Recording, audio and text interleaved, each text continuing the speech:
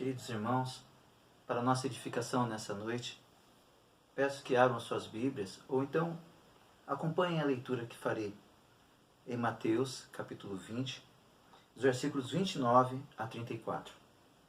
Mateus 20, de 29 a 34. Diz assim a palavra do Senhor. Saindo eles de Jericó, uma grande multidão o acompanhava. E eis que 2 discípulos, assentados à beira do caminho, tendo ouvido que Jesus passava, clamaram: Senhor, filho de Davi, tem compaixão de nós. Mas a multidão os repreendia para que se calassem. Eles, porém, gritavam cada vez mais: Senhor, filho de Davi, tem misericórdia de nós. Então, parando Jesus, chamou-os e perguntou: Que quereis que eu vos faça? Responderam: Senhor, que se nos abram os olhos. Condoído, Jesus tocou-lhes os olhos e imediatamente recuperaram a vista e o foram seguindo. Oremos. Ó Senhor, Deus de misericórdia, rogamos-te que nos abras o entendimento, para que a tua palavra que foi lida seja pregada com fidelidade, ouvida com atenção, amada e praticada segundo a tua vontade. Em nome de Jesus. Amém. Queridos, a palavra de Deus nos conclama a que tudo quanto aconteceu na história passada e registrado aqui nos sirva de ensinamento e de forças para nós seguirmos a nossa vida segundo a vontade de Deus, para o agrado do Senhor. Muitas coisas que acontecem em nossos dias são nossas e são nossas. E não dá para outras pessoas repetirem exatamente da mesma maneira. São sentimentos apenas nossos. Ninguém pode dizer que a sua dor é maior do que a minha, porque não vive a minha dor. Assim como eu não posso dizer que a minha dor é maior do que a do outro, porque eu não tenho a percepção da dele. Cada história é uma história, cada vida é uma vida, e é importante que assim seja. Nós somos únicos diante de Deus. Mas a maravilha disso tudo é que o nosso Deus, Pai de nosso Senhor Jesus Cristo, é o mesmo Deus. E esse Deus já mostrou sua glória e seu poder, seu tremendo amor no passado. Há outros que viveram, não a vida que nós vivemos, pois é única, mas tiveram também a sua própria história. E nessa história aprenderam como amar e ser amados por Deus. Creio, queridos, que fará-nos grande bem nós atentarmos para o que aconteceu aqui. Há muito tempo atrás, em Jericó. Havia 2 cidades, a Jericó, a velha Jericó, a nova Jericó. E entre essas cidades, podia-se dizer que, saindo de uma, se entrava em outra, saindo da outra, entrava-se na primeira. Então, esse texto bíblico que diz que Jesus, saindo de Jericó, encontrou-se com 2 cegos. Lucas e Marcos mencionam também esse milagre, mas falam apenas de um cego, que foi o cego Bartimeu. Ele se tornou mais famoso e mais conhecido. Contudo, ele não estava sozinho. Havia outro cego com ele. E Mateus faz questão de dizer que havia 2 cegos. Não há contradição. Se os outros queriam falar apenas de um, não isenta o fato de que havia 2. 2 cegos. Nós percebemos pela história que eles eram mendigos, que eles estavam à beira do caminho esperando por uma ajuda, esperando pela compaixão das pessoas, que alguém lhes desse algo que lhes servisse então de provisão para o alimento, para a veste, para o abrigo. Esses dois cegos, que talvez não tivessem qualquer esperança na vida, senão um dia após o outro, aguardando a morte chegar. Até que eles ouvem algo que faz toda a diferença. Jesus está passando por este caminho. Aquele tropel de gente, aquela multidão toda que faz tremer o chão, seguindo a Jesus, porque Jesus é maravilhoso. Suas pregações, seus atos de misericórdia e de justiça conclamavam a multidão a segui-lo. E aqueles cegos, ouvindo o tropel da multidão, sabendo que era Jesus, eles clamam, eles gritam: Jesus, filho de Davi, tem misericórdia de nós. Ao falar de Jesus como filho de Davi, eles estão se lembrando de um fato muito importante que nem todos gostavam de ouvir. Que Jesus tinha ascendência real. Que Jesus era descendente do famosíssimo rei Davi. E que o Senhor tinha sim direito ao trono de Israel. Mas eles vão além do trono de Davi, do trono físico. Eles vão para um trono de glória, um trono espiritual que o Senhor Jesus bem tinha direito. Jesus, filho de Davi, rei de Israel por direito, mas rei do céu e da terra, por sua própria natureza divina, porque Ele é Deus. Eles talvez não tivessem completa percepção e sabedoria dessas coisas. Talvez eles não compreendessem a divindade de Cristo, mas eles já sabiam, de tanto ouvir falar, que Jesus tinha poder sobre os elementos. Jesus tinha poder sobre a natureza. Jesus tinha poder até mesmo sobre as doenças. Então eles clamam a que esse rei especial, esse rei diferente, esse rei majestoso de fato, olhasse por eles. Eles poderiam buscar pelos reis da terra, Herodes, ou até o próprio César, mas esses reis nada poderiam fazer por eles. Nada. Todas as riquezas do mundo não podem conferir luz aos olhos de um cego. Eles bem sabiam disso. O dinheiro que eles esperavam à beira do caminho lhes servia apenas para manter um dia a dia sem luz. Contudo, ao ouvir falar de Jesus, eles renovam totalmente a esperança de viver. E eles passam a gritar, a clamar. Nesse grito, nesse clamor, a multidão os manda que se calem. Que se calem. Porque, como nós dissemos no início, o sofrimento de um não é o sofrimento do outro. E ninguém consegue aquilatar, mensurar, dimensionar o sofrimento que é do outro. Por isso é fácil que as pessoas nos mandem calar. É fácil que as pessoas digam, fique quieto no seu canto e não incomode ninguém. Sempre haverá alguém que pode se dizer sofre mais do que eu, sofre mais do que você. Mas ninguém conhece o teu sofrimento ou o meu. Ninguém sabe da nossa fraqueza e das condições da nossa vida. Apenas Deus, apenas Jesus tem essa compreensão. Eles estavam gritando para a pessoa certa.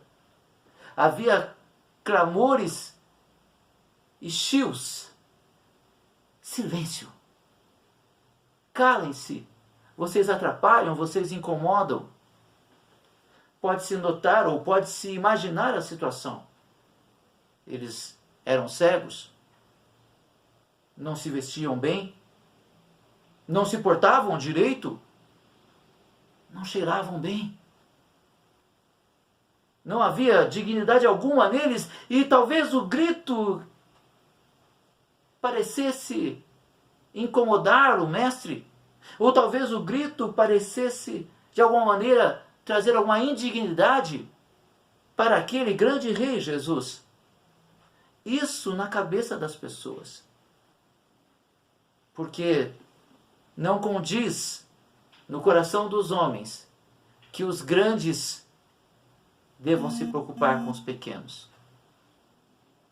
Pelo contrário, quanto maiores os homens se sentem, mais distantes e mais distanciados eles se fazem dos menores. Mas não é assim com Jesus. Não é assim com o nosso rei. Eles gritavam e gritavam mais alto. Gritavam mais alto ao ponto de parar a comitiva e de fazer com que Jesus os chamasse para perto de si. Eles foram até Jesus. Imagine o que seria cegos correndo na direção do rei. Como pode-se imaginar, não havia a menor condição deles alcançá-lo. Não havia a menor condição de eles o encontrarem. Não havia a menor condição de eles chegarem até o Senhor, porque a multidão estava prestes a impedi-los. A única coisa capaz de trazê-los para junto de Jesus era o próprio Cristo. E foi isso que ele fez. Ele os chamou para junto de si. Esse chamado de Jesus não é apenas um pedido ou apenas uma sugestão. O chamado de Jesus é mais do que isso. O chamado de Jesus dá condições para que se efetue esta vinda. Jesus pedir para que cegos o encontrem, como poderão encontrá-lo? Sim, poderão encontrá-lo porque são guiados pela sua voz. Poderão encontrá-lo porque ele se faz encontrar. Do contrário, havia o problema da cegueira, havia o problema da pobreza, havia o problema do preconceito da multidão. Mas tudo ficou por terra quando Jesus diz: venham. E eles vêm. Há um chamado de Jesus, um chamado eficaz do Senhor em seus corações, que os traz para junto de si. E eles vêm. Então, o Senhor faz uma pergunta: que quereis que eu vos faça? Que quereis que eu vos faça? Pode parecer algo óbvio. Cegos sendo perguntados acerca do que eles desejam, do que eles querem.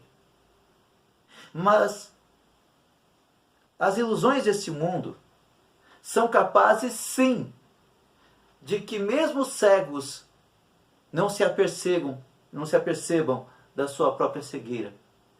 De que mesmo cegos não saibam buscar pela luz.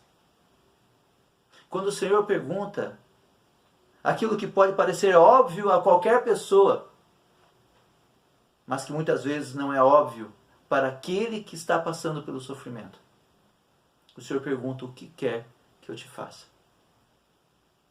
Naquele momento, prazer algum poderia substituir a luz dos olhos. Riqueza alguma poderia substituir a clareza da visão. O que mais importava, mais do que comida, mais do que abrigo, mais do que um novo dia, eles precisavam ver. E é isso que eles pedem a Jesus. Pedem o óbvio. Queremos ver. E a Escritura diz, e nós lemos aqui, que o Senhor Jesus, condoído, cheio de compaixão, tocado por compaixão, toca em seus olhos e lhes dá nova visão. Eles passam a enxergar. Vejam que não é apenas um milagre transitório, não é apenas um milagre passageiro. A partir dali, eles passam a enxergar completamente, plenamente. Eles passam a ver todas as coisas. Agora sim, eles estão prontos para olharem o mundo, para olharem as belezas da natureza, as belezas da arquitetura de Jericó.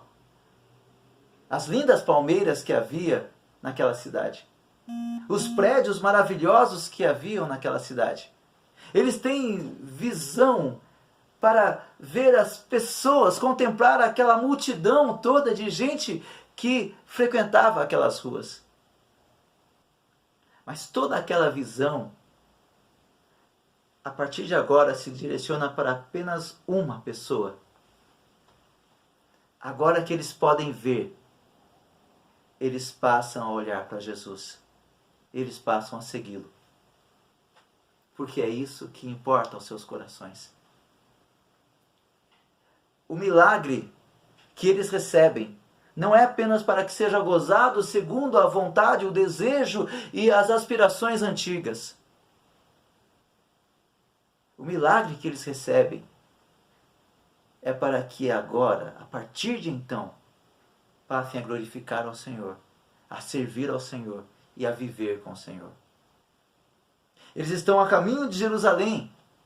Daqui a pouco não serão apenas aqueles 2 homens a clamar Jesus, filho de Davi. Mas toda a multidão haveria de receber a Jesus no caminho de Jerusalém, naquela que seria chamada data especial de Domingo de Ramos, onde o povo grita: Hosana, Hosana, bendito o Rei que vem em nome de Deus, em nome do Senhor. Jesus, o filho de Davi. Queridos, deixe-me dizer-lhes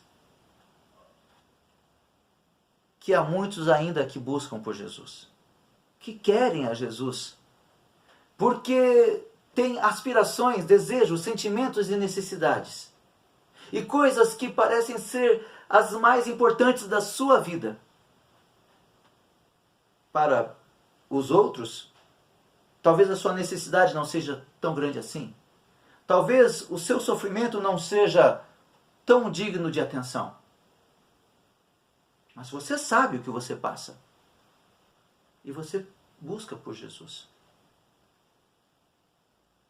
Esse momento de crise, de doença, de coronavírus. Quantos há que estão sofrendo de depressão, de tristeza e de tédio? E que alguém olhe e diga: o que é isso? Isso não é nada, mas para você é um sentimento de pesar, de tristeza, de abandono talvez. Não importa como os outros se sintam acerca disto, para você isso é uma dor real. Cada um sabe da sua dor. Cada um sabe de onde lhe dói o calo, como diz o ditado antigo. E é bom, e é necessário, e é importante que nós coloquemos diante de Jesus, como fizeram aqueles homens no passado.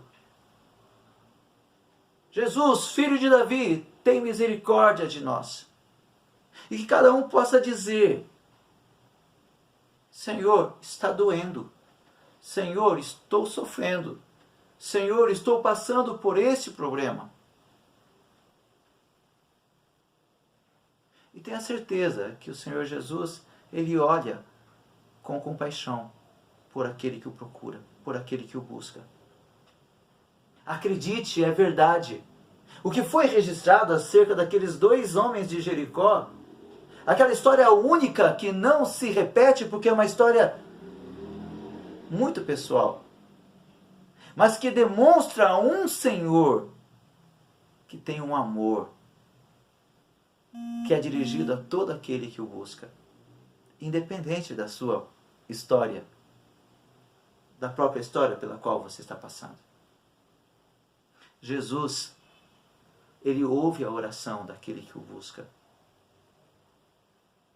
Ele tem força, ele tem poder e ele tem amor por aquele que o busca.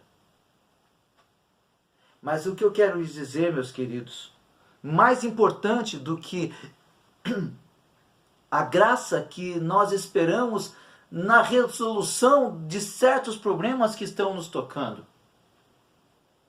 existe algo que nos difere da história daqueles homens. E é muito importante que seja dito. Eles eram cegos fisicamente. Eles não enxergavam. Seus olhos estavam enegrecidos, escurecidos. Mas a fé que eles tinham em Jesus era de uma grandeza, era de uma clareza tão grande que os fazia olhar além da sua cegueira. Fisicamente eles eram cegos, é verdade, mas espiritualmente eles viam mais do que toda aquela multidão. Enquanto muitos ali tinham medo de gritar que Jesus era rei, temerosos do que César poderia ficar sabendo, de que Herodes poderia ficar sabendo, eles gritavam sem medo, porque o reinado de Cristo já estava imperando em seus corações. Eles eram cegos fisicamente, mas espiritualmente eles viam muito. Agora, em muitos casos, a situação se inverte. As pessoas veem, enxergam com esses olhos, como diz outro ditado, que a terra há de comer. Contudo, não tem visão espiritual. Não enxergam além do que as paredes permitem. Não enxergam além do que o seu campo de visão alcança. Não conseguem enxergar a Jesus como o verdadeiro rei do mundo. Olham para este mundo, para os problemas todos que estão acontecendo, para as dores, para as chateações, para as tristezas, e chegam até a pensar que esteja tudo descontrolado, que não tem quem ponha jeito nisso, que está tudo perdido. Ao contrário daqueles cegos, não tem a percepção de que Jesus é rei e que Ele é a luz da nossa vida e que Ele é a clareza dos nossos dias. Por vezes, choramos como se estivéssemos abandonados, dizendo que cremos naquele que prometeu nunca nos abandonar. Por vezes, entediados, pensamos em coisas vãs que talvez nos tragam alguma alegria. E não temos sequer a percepção de que a alegria do Senhor é a minha força, de que o Senhor Jesus é a minha alegria, deveria ser a nossa alegria. Daí então é que nós precisamos pedir ao Senhor, como pediram aqueles cegos no passado. Senhor, eu quero ver. Eu quero ver. Abre, Senhor, os nossos olhos para que vejamos. Não conforme o que esses olhos são capazes de contemplar e até onde esses olhos conseguem divisar. Não, mas Senhor, nos leva a ver além, muito além.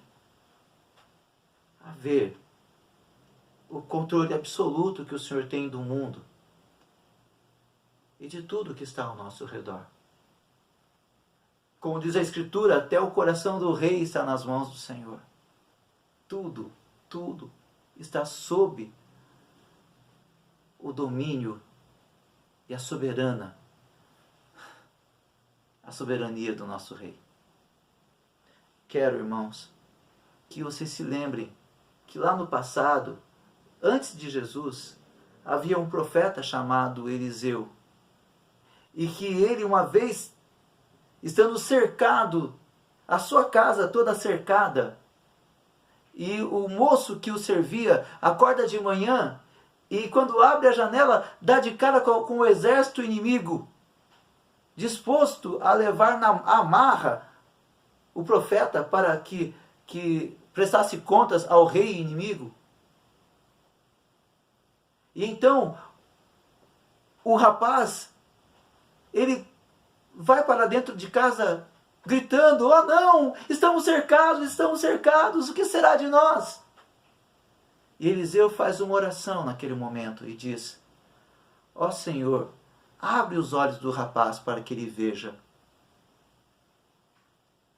E então aquele rapaz olha um pouco além daquele exército que cercava aquela casa. Ele vê uma multidão do exército celestial, de anjos que cercavam todo o acampamento inimigo, em multidão muito maior. Isso no Antigo Testamento apontando para os anjos, os emissários do Senhor. Pois agora que nós temos a revelação de nosso Senhor Jesus Cristo, ainda maior do que os anjos, ainda mais poderoso do que todos eles, por que o nosso coração se enche de medo? Por que o nosso coração facilmente perde a paz? Precisamos clamar ao Senhor: Senhor, abre os nossos olhos para que vejamos a Tua salvação, para que vejamos a Tua glória.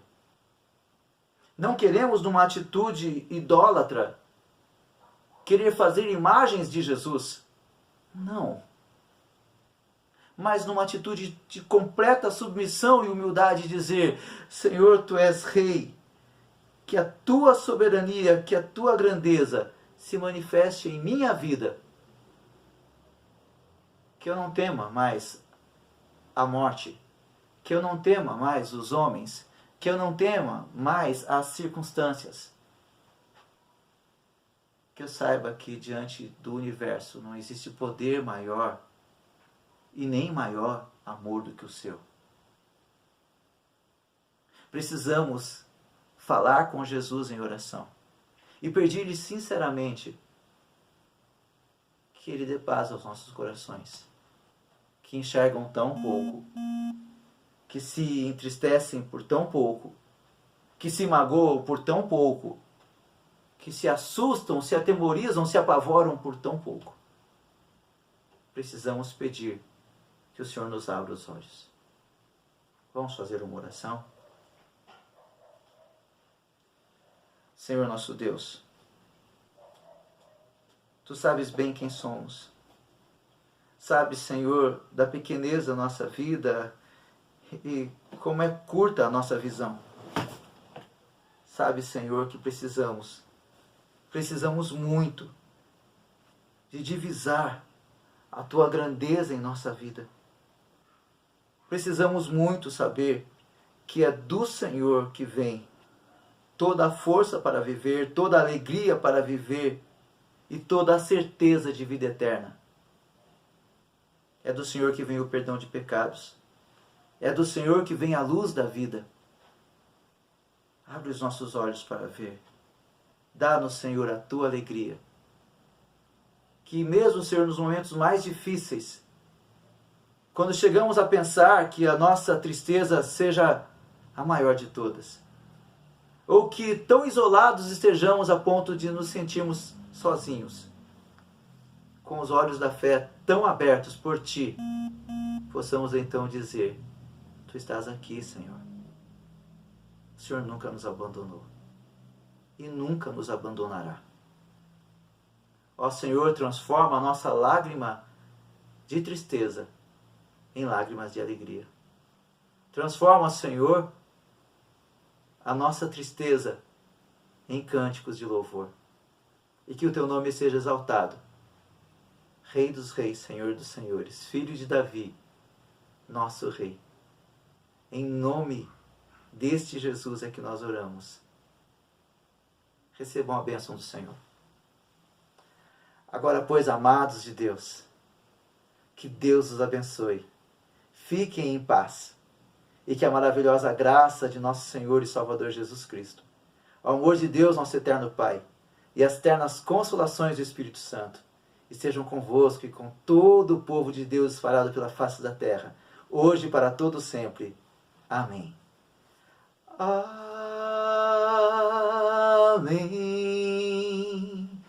Amém.